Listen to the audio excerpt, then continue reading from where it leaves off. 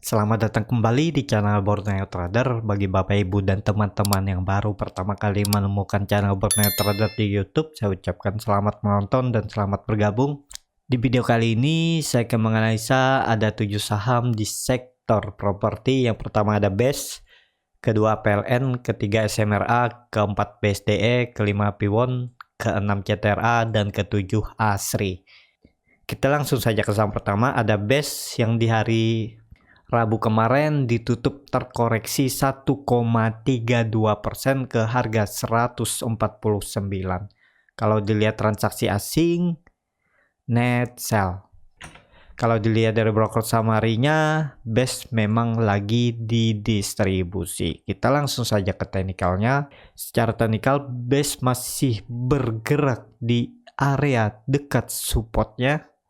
Jadi untuk minggu depan BES juga masih berpotensi uji lagi supportnya, tapi kalau tetap di reject kemungkinan minggu depan BES bisa rebound ke area resistennya di 160. Jadi ke situ arah BES ya.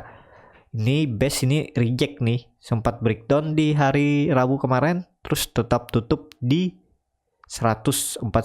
Sudah 4 kali ya BES ini breakdown, tapi tutupnya tetap ditarik ke atas dan di 149 pas supportnya.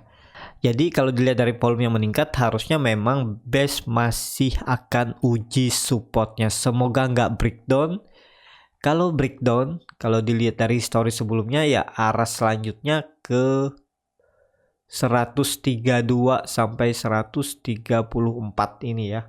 Jadi targetnya 132 sampai 134. Jadi cukup dalam juga. Kalaupun yang nggak mau cut loss ya harus siap dibawa sampai 10%. Kalau Bapak Ibu yang mau cut loss ya cut loss saja kalau BES ini turun dari 149, misalnya tutup di 147 atau di 146, mending cut loss saja dulu. Walaupun terlihat memang ada pantulan di 140 biasanya, tapi kalau mau ya silahkan aja kalau nggak mau cut loss. Tapi itu kan nggak jaminan juga mantul, lebih baik cut loss dulu.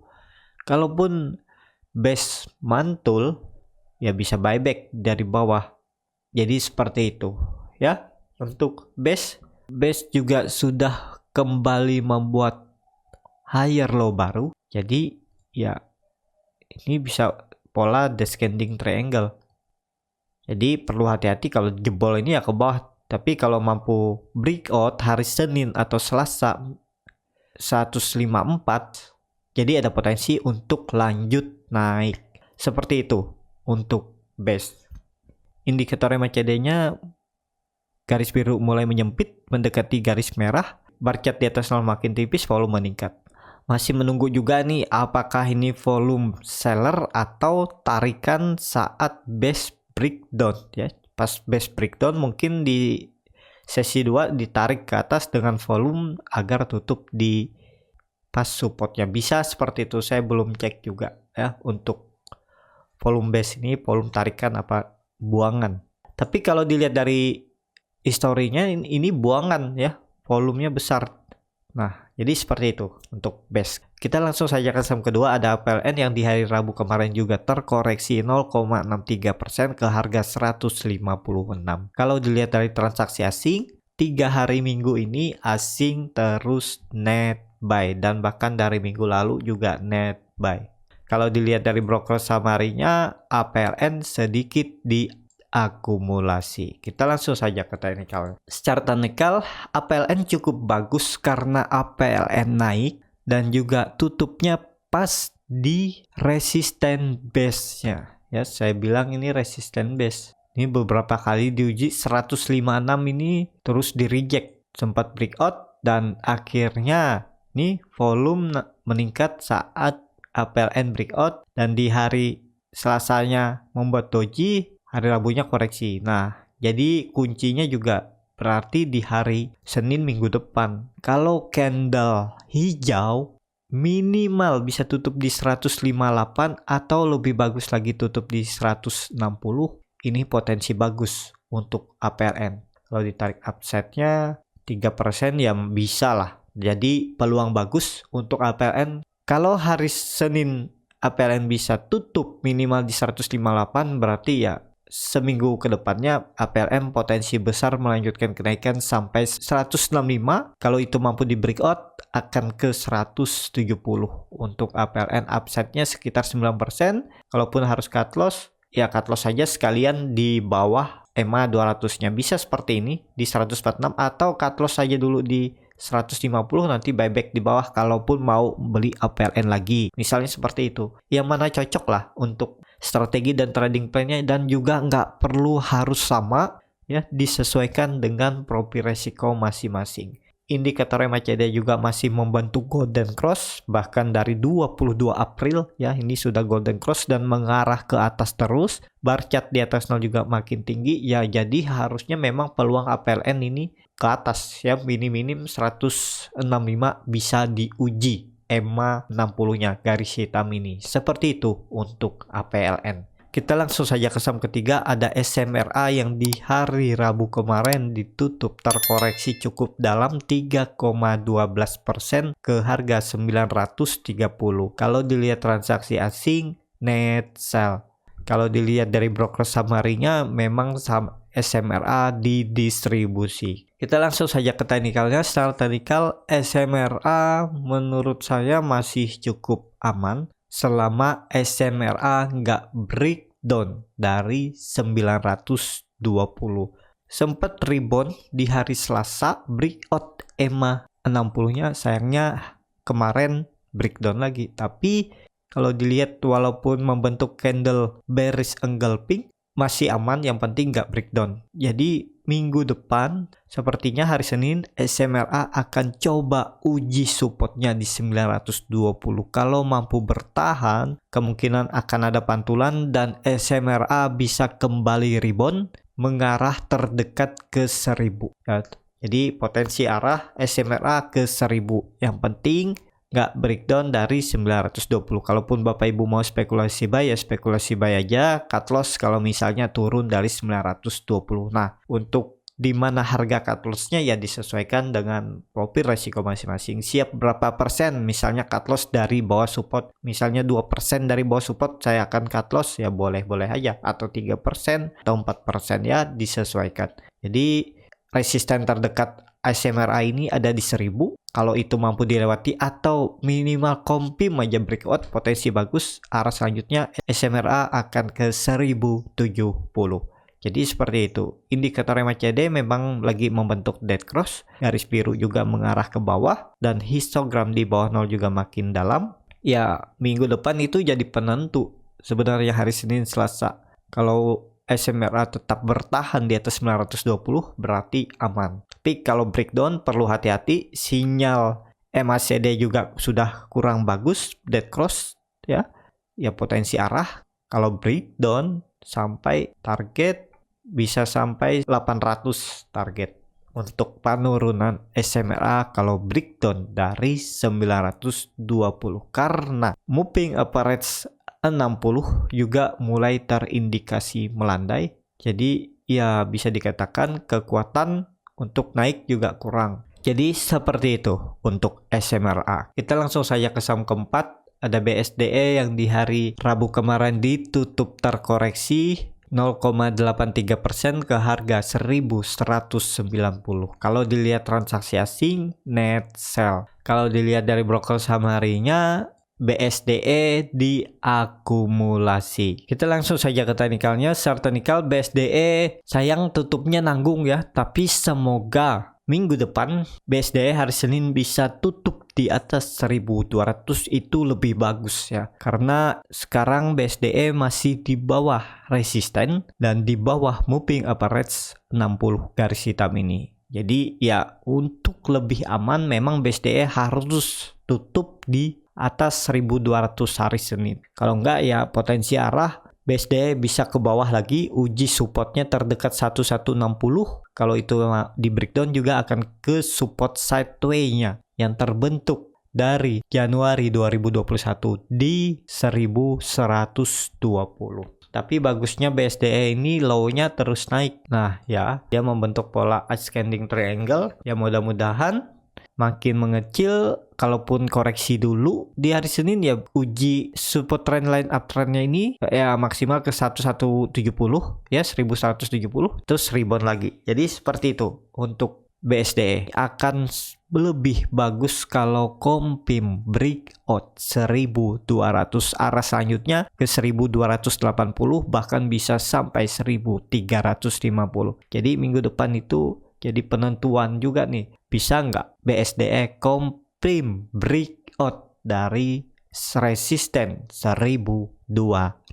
Seperti itu untuk BSDE. Kita langsung saja ke saham kelima, ada Piwon yang di hari Rabu kemarin ditutup di harga 520 sama harga penutupan pada hari sebelumnya. Kalau dilihat transaksi asing, 3 hari minggu ini asing terus net buy. Kalau dilihat dari broker summary-nya, Piwon diakumulasi. Kita langsung saja ke teknikalnya. Secara teknikal, Piwon tutup pas di resisten minor yang saya tarik garis dari bawah saat breakdown di tanggal 6 Mei. Kemudian 3 hari minggu ini Piwon mencoba breakout dan terlihat juga volume ya lumayan. Jadi untuk minggu depan potensi Piwon akan bisa melanjutkan kenaikan, uji kembali 540 dan 545.